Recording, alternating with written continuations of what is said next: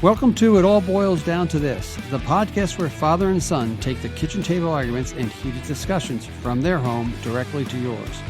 Jim and Jack Boyle will explore the world as only they can. We might even let a few guests join the fun. So sit back, choose a side, watch the water temperature rise, and enjoy stimulating generational conversation about sports and life. Welcome to episode 40 of It All Boils Down to This on on the night of the 2024 NBA Finals. We've got Jack, a big Celtic fan, ready to go. Quick, as we go into this finals, tonight being Thursday night, what's your initial impression as we start?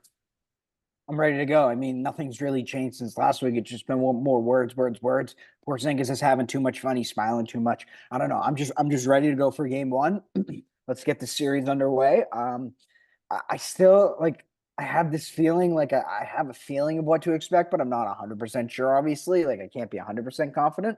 But again, I'm just ready to get this going. It's been so long. It's got to be one of the longest ever breaks in the history of the NBA. I mean, I don't know why they're not flexible with it, but let's go. We finally made it to Thursday night, the 6th of June. There you go.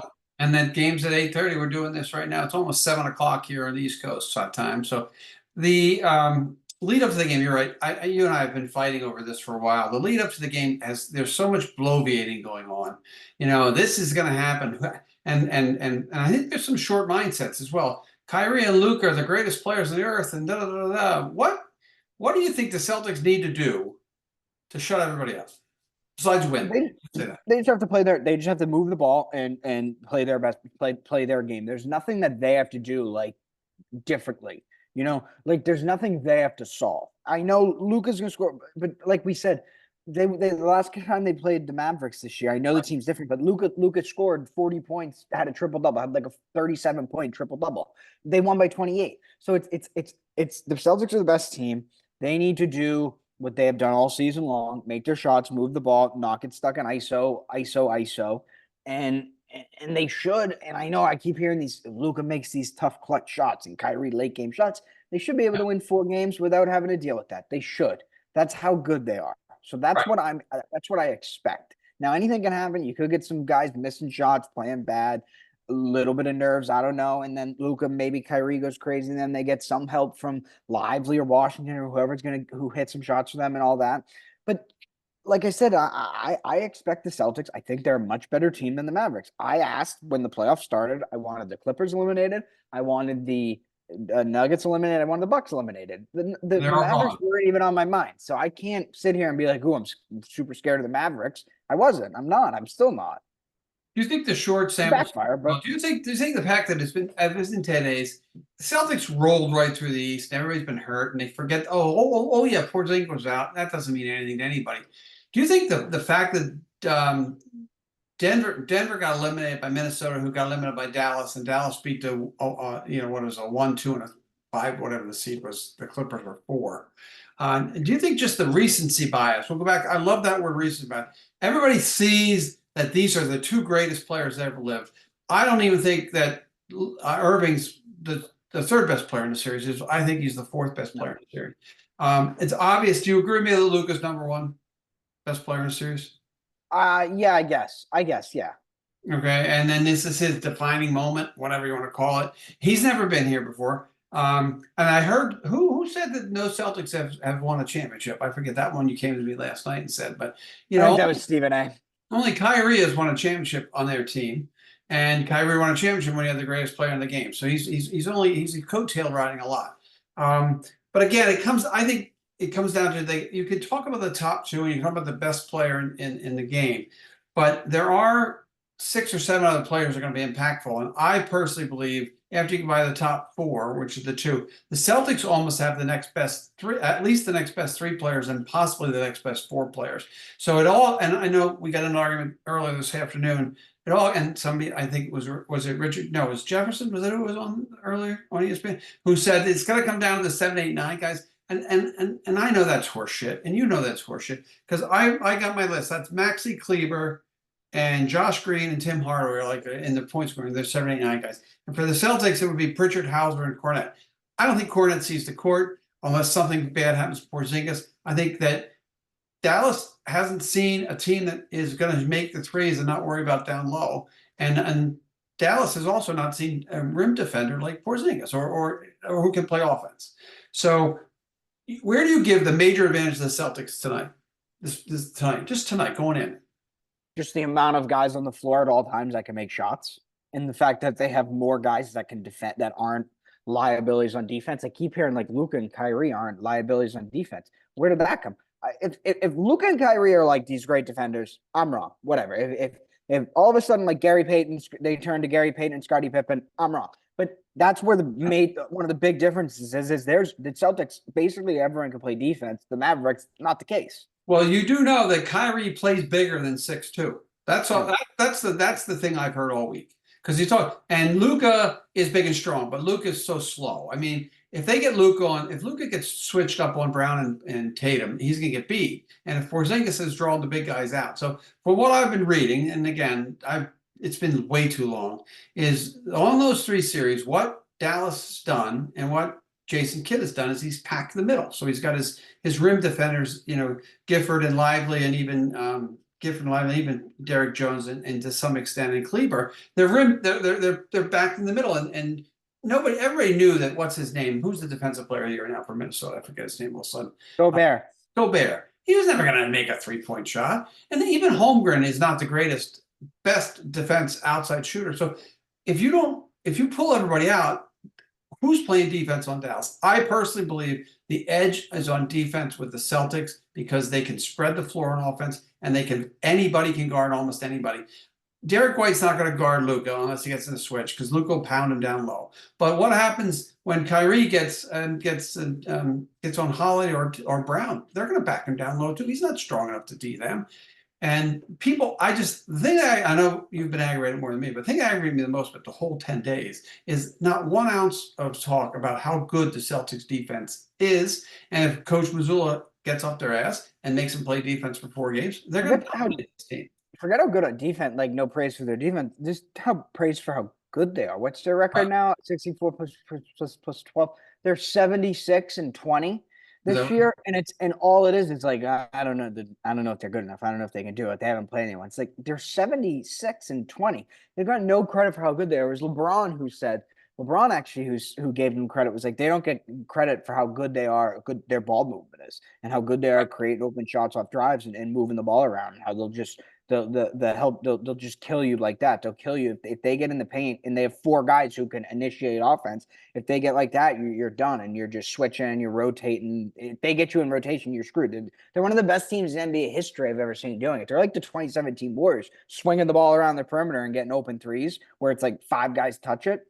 So you know what? They're the better team. We'll see. I think the only way I see them having problems if they go ISO ball with the 2 ISO guys. And they slow it down, they clog it up, and they allow Dallas to clog the middle, and then Tatum and Brown are taking weird ass shots. But other than that, and like PJ Washington goes nuts, or Josh Green goes nuts from 3 and hits like 9 threes out of 10, and we've lost 2 games this year already in the playoffs just because of those reasons.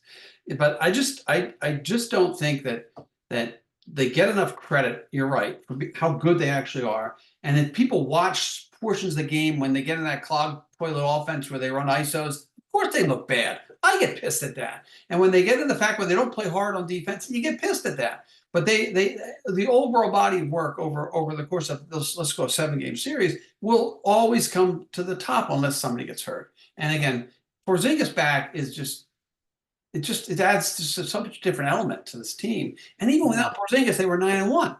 So yeah. I think that the storylines are such that and we live here and we're Celtic fans, but storyline is trying to make it as ABC and ESPN need to make it as competitive as they can, because they want people to watch the games. And they want good basketball, right? And Kyrie is Kyrie, and he says all the right things now, but he was an asshole when he left here, and he was the reason why that team was terrible. So he deserves whatever he gets. Hopefully the fans will behave themselves.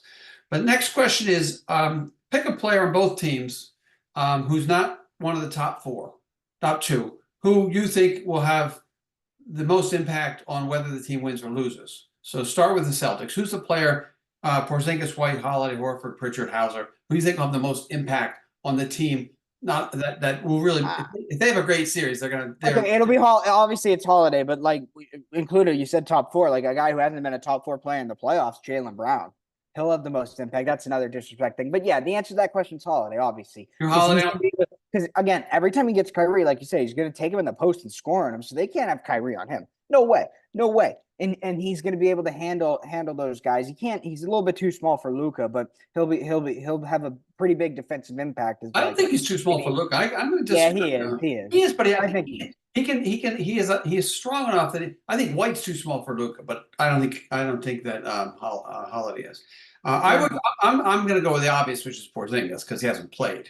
If Porzingis plays to even 85, but the problem is if you're going into this series as like a Celtics fan, counting him as Porzingis to be the X factor. Not the X factor. That's the only way I'd be nervous if it's like, oh, we need Porzingis. The reason I'm so confident I don't think we need him. is because I think I've not even thought about Porzingis on the court. I've kind of imagined this series just as the way it's been, and I think without Porzingis playing, they still win this series. They do. So that's Porzingis. Again, if he's the X factor, they're going to win this in 5. I mean, if he's great, they're going to win in 5. No problem. I'm not saying no problem. If he lives up to 85% of potential, they're going to blow him out. They're winning in 5. Yeah, they'll win in 5. If he and the irony of the Celtics is, and I know this guy's driven us absolutely bazonkers over the last 3 weeks, is if Sam Hauser comes out and they're not he's got to hit 2 shots, right? Okay, on the Dallas side, you have. No, I'm not picking. I don't know enough about their team, and honestly, I haven't watched much Dallas basketball. I like Lively. in March. I think he's good, but again, is he gonna? You really gonna stretch him out defensively? We'll see what he does. I think for Dallas, it's their bench players who shoot the 3: PJ Washington, Derek Jones, and Maxi Kleber. One of those guys. Again, that's I think where. If one of those guys goes off, like who are the guys from Miami? Like I forget these names. Yeah, it doesn't matter. Yeah, that's where I would look at that. Coaching matchup. I know we love this part. No, forget it. Your boy Mazzulla. What do you think? Forget it. Come on, you have to have an opinion. This is a big. Jason Kidd's an idiot. Whatever you guys say about Mazzulla, Jason Kidd's an idiot. Okay. No, Mazzulla's best friend's the best coach in the world. Pep Guardiola. He'll be at the game tonight. They would chat. LeBron thinks he's a genius. If the Celtics win this series, there's no more like this coach is holding them back. Hey, I'm going to tell you that they would have won 80 wins with the title. Like, I don't want to hear any more. I guarantee you when they play Thursday, Sunday, right? By Sunday night, I will have bitched about Mazzulla at least once or twice during the game. I guarantee you. Oh, because there's a chance. That's why we need to live broadcast the game when it's going on, because then everybody can see you going crazy and me going pissing at something. Whatever. One more. Whatever. What's your pick? Who do you got? Celtics and what? I think Celtics in 5. Okay, then I guess that's what I keep saying too. But it's so arrogant to pick him in 5 that it's like you can't. But that's what I think. I'd love to see them beat them. I'd love to see them knock Dallas out on the road though in 6. No, I want them to win at home. I really want them to win. I think and Tatum wins MVP. That would be nice. That'd be nice for him. So my Tatum thing, I was gonna say it was his player comp. Like they're not the same thing, but their impact on their teams and like this is what I'm saying. If Tatum's career goes perfectly to the way it's going and it ends up he wins, say 2-3 titles. He won't be, but his player comp, and it's going to sound crazy because this guy's like a top 10 player ever. His player comp, if he wins 3 titles, is going to be like, he's almost a Tim Duncan type player in terms of he might not like every time just take the ball and make that shot and score all the points, but his attitude and the way he goes about himself and his impact on winning is Tim Duncan. Like that's his comp. Like that's a good comp. Years from now, if he wins 3 titles, he's going to be talked about on a level like Tim Duncan. He's not Kobe Bryant. You know what I mean? I know we can't say that name on the podcast. He's not Kobe Bryant. He's not Michael Jordan. He's a Tim Duncan type. But then again, you bring Michael Jordan up. He's like you know what he is? He's a hybrid of like Paul Pierce and KG. I know what Michael Jordan won his first title in 1991. Yeah, I know. He came to the league in 84. Right? It was 7 years, and everybody the same. And I'm not comparing the two, my podcast friends, but the same bullshit that they said about Michael Jordan, they're saying about Tatum now. He doesn't know how to win. He can't win. He doesn't get the credit. He doesn't get the credit that Michael Jordan was 1988. Jordan got a lot of crap. He was the best player on the planet. Not even when Well, they yeah, when they lost when they not like lost to Detroit and before get because they couldn't make the did final. they say? But yeah, No, I'm serious. his I think criticism is if you go different. back and His criticism, it made more it's different sense now. though criticizing Jordan because you're criticizing him as the best player in the league. So when LeBron was losing and Michael Jordan was losing, you were criticizing them as the best player in the league. Tatum gets criticized at that level. We talked about it while not being the best player in the league, which is what doesn't make sense. When you're the Right. best player in the league, you get criticized. When you're a once in a generation player, you get Wembanyama. I'm telling you, he could end up getting criticized like that in 4 or 5 years from now if they're still struggling. He's winning defensive player of the year because he'll probably win the defensive player of the year next year. He probably should have won it this year. So get back to the it's hard. First of all, I always say this: it's hard to win, and no matter how you slice it, it's hard to win. This team has been built and built and built for this moment, and hopefully this moment doesn't get too big for them. And I don't think it will. Like I said, the only way I see them having any issues is if of the complementary players start really going off, like they did last year in Miami, where all these yeah 6, 7, 8 guys are hitting threes out of their asses. That's the only way I say going. I say let Luka score 40 points. And then put Holiday on Irving and say that's your man. Put Jaylen Brown on Luka. How do you D these guys? What's your suggestion for defense? Yeah, Jalen's going to guard Luka. Derek's going to guard Kyrie, and you're going to use Holiday and kind of that role, try and get him in switches and stuff like that. And so that's how they're going to do it, 100%. So do you let I'm always of the let Luka go. Let Luka be Luka score 40, 50 points. Sure, I would not. I don't think I would double team him. Okay. Okay. So you're gonna let Luka be It depends. I wouldn't come out double. Like if he does what he did against the Timberwolves in Game 5 in the first quarter, you start blitzing him and stuff like that. all the way. But to start off, I think you live with it. I think you live with Kyrie and Luka scoring 80, and you try and make sure obviously if they score 80, they're not gonna score 80. But you live with them scoring 60, yes, or 70, and you make sure you don't get beat by what you. I would say you can live with them going man on man against Brown and Tatum because that's exactly what the numbers look like right now. So let's say each guy's If those two don't outplay Brown and Tatum, they're not winning the series. Right. That's true too. They have to massively outplay the two. So I think they need Brown or Tatum to play very below their levels to win the series. And you also, I think, I would let. You're right about Luka. If he hits 3 step back threes, and Minnesota never came out and defended him, he scored 20 points on him, putting them away in the first quarter. The Celtics aren't going to do that. They're not going to allow that to happen. And again, I think the other advantage I believe that they have now is the shit they had to take, especially Tatum, after they went and lost to Golden State 2 years ago. So now they know what's at stake. They're at home. Home court advantage for the Celtics doesn't mean anything in the end because they lost both games in the playoffs at home, which is kind of unusual. So we'll see. Like I said, I like it in 5. Probably tonight's going to be a tougher game than you would think because everybody's going to try to settle in. You establish the we'll know by the pace of the game. Celtics, I think on offense they have to hunt Luka early and make Luka play defense because you got to make him play defense because if he's playing defense, he's got to be a little bit slower up the court because the ball in his hands, he's dangerous with the ball in his hands. No doubt about it, he's a great player and he's dangerous with the ball in his hands. But if you make him play defense, nobody made him play defense in the first couple series, and everybody said how great he's not a good defender. He's slow. So if you get him up on you, these guys Tatum and Brown will go right by him if he's DNing them, and White will go by him if he's DNing him. So I think initially I'd say you trap him only if he gets hot, maybe double him, and make sure you D the corner 3, which is what they love to shoot, and let Kyrie get D one-on-one with one of your guard defenders, and then Tatum can defend anybody. That's the other thing people realize. I am always going to come back to him. I said this when they were struggling with Miami in that second game where they looked like crap, and in one of the games against Indianapolis, the third game out there where they struggled early with defense. Once they turned the defensive screws up, there's nobody can beat them. If they play defense like they did in the second half of that game 3 against Indianapolis and the last 2 games or 3 games against Miami, they're not going to get beat because no matter whether I don't care if Luka is the second coming of God, you turn defense up with the length that they have. That's the coach has to motivate them to do that. And I've been bitching about the coach for 2 years. If he wins, I tell you, I'll give him all the credit in the world. I think he's done a great job in the postseason. He's made the right adjustments. He has the pulse of his team. He's won without Porzingis, his number 3 guy. So you got to give the credit to the Celtics, and they get no credit. Because we argued with this, what are the bad takes you've heard? I was curious what. I don't care. We're done with Oh, it. come on, give me a bad take.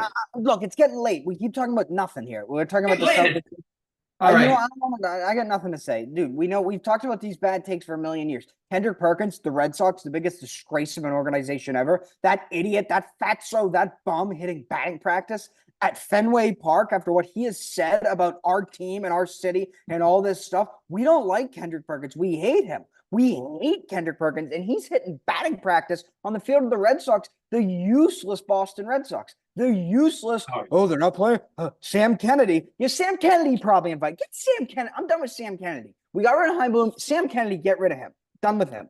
The only way that changes is ownership changes their philosophy. I'm done with Sam Kennedy now. He's my new guy. You know what's funny? Can I say something funny?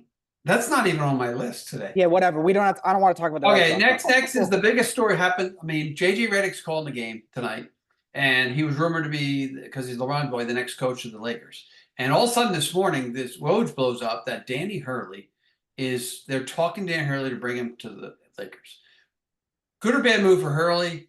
And why would the Lakers want to do that? And I'll give you my take after this. Go. Yeah, they want their Brad Stevens. They're jealous of the Celtics. That's why. I don't know. He's the best hire out there. That's why they're going to do it.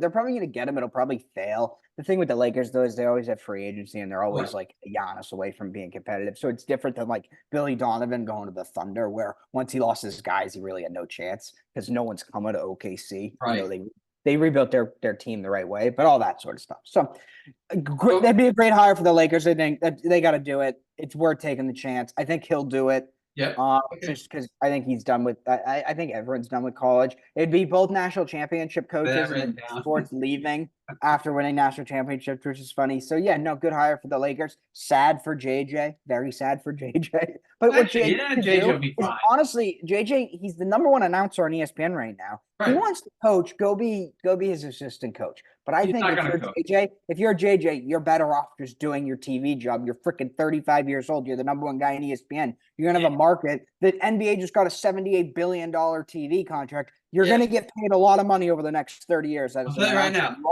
JJ's getting the job because Hurley's turned it down. I think it's a great move for the Lakers. I hate the Lakers, but he brings a different level of organization. The intensity of bringing the NBA will be interesting if he does that.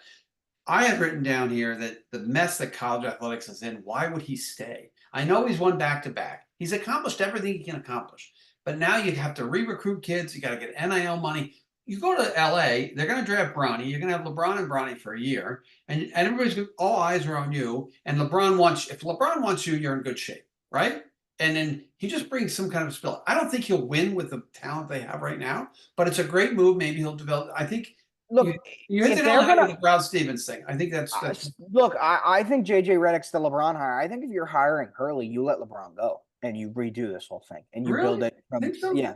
They're not winning a championship with LeBron James. They're just not. It's not happening. The Lakers are not winning another championship with LeBron. I think if you're bringing in JJ Redick, it's to win with LeBron. It's to go. If you're bringing in Danny Hurley, that's a long-term thing. And you let LeBron go and you redo it because it's easy to build. It's easy to rebuild in LA. It really is. So the irony of all this is Coach K is part of the process that the Lakers are using.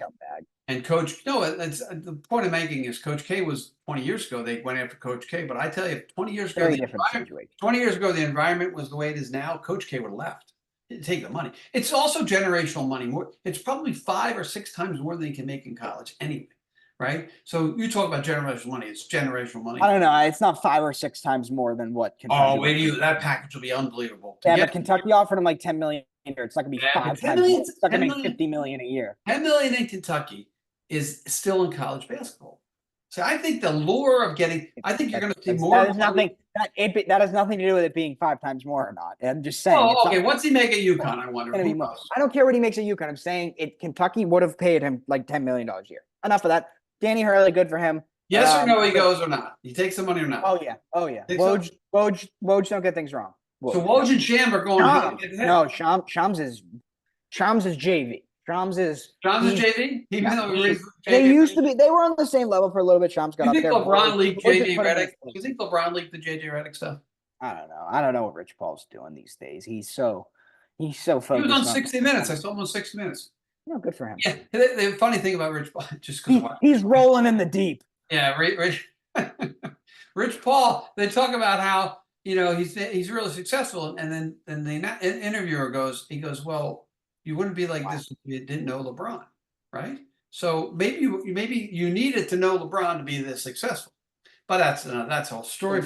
Yeah. But everyone who's successful has like a lucky. There's someone like at that level of success, you have to have something go right for you, and just so happened that he sold like a jersey on the street to LeBron when he was 16. No, he saw the story was he had I forget the jersey. I thought he was selling jerseys. No, he had a jersey on in the airport, a throwback jersey. I forget. It might have been Warren Moon.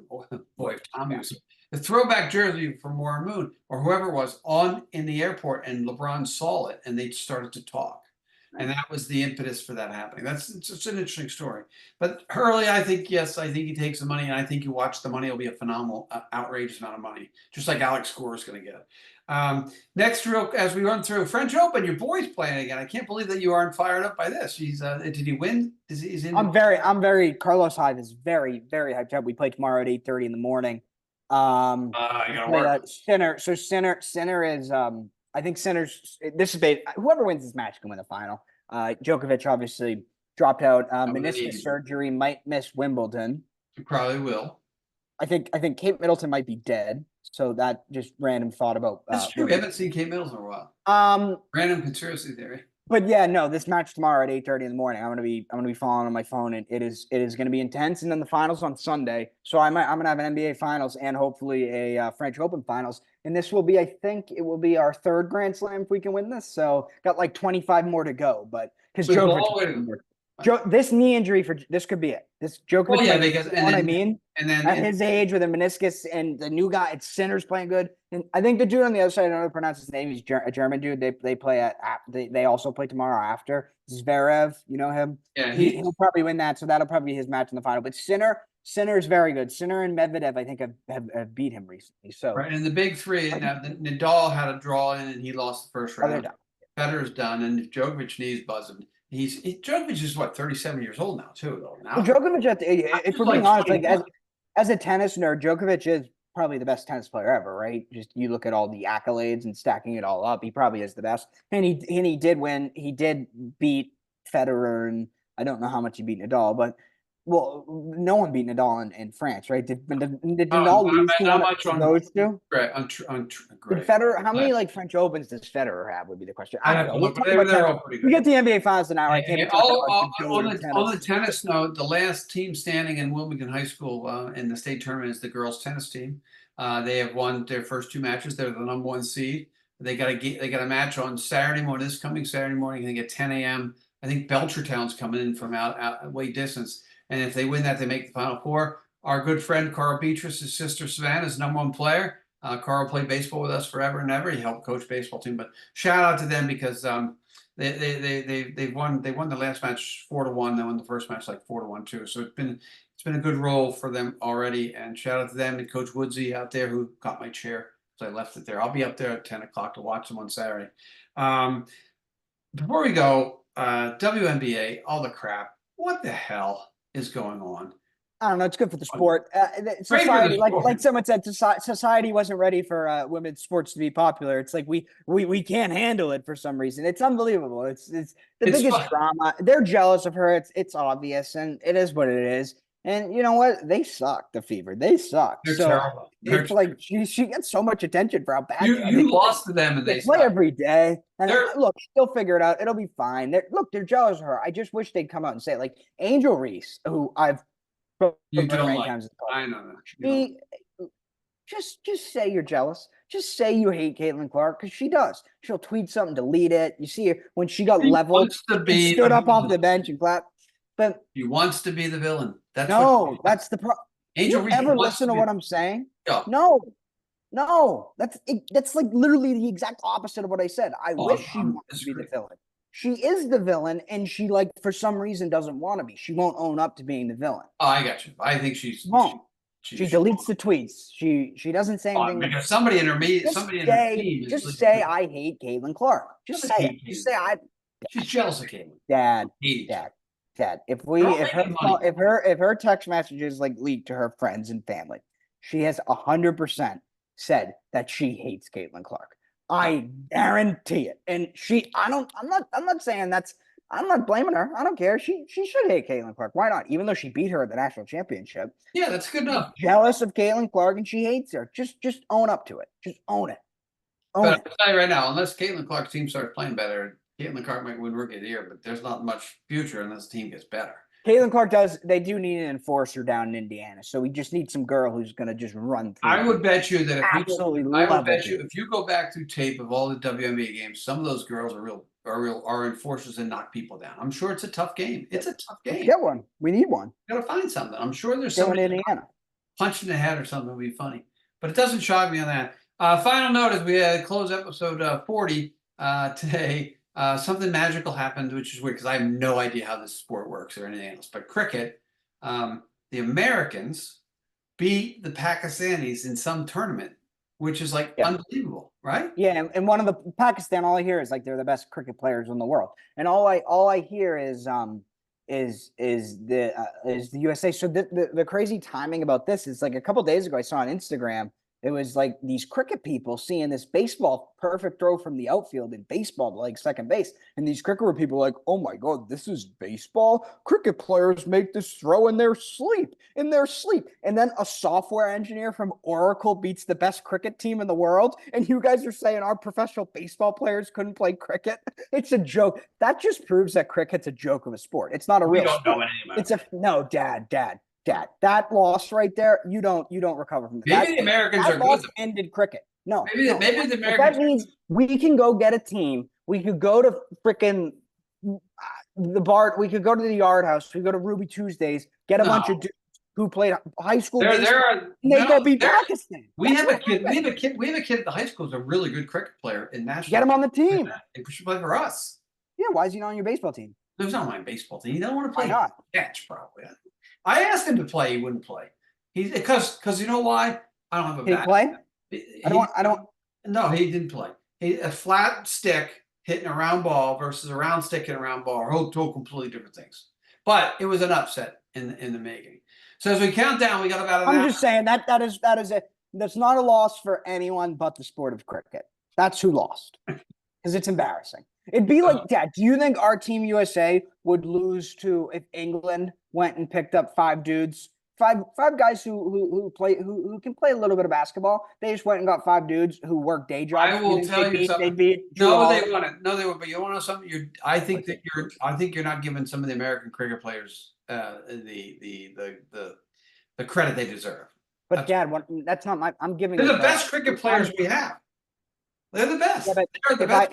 If I give Mike Trout a year, do you think he could play cricket? Hit the cricket ball? No, because he would get hurt.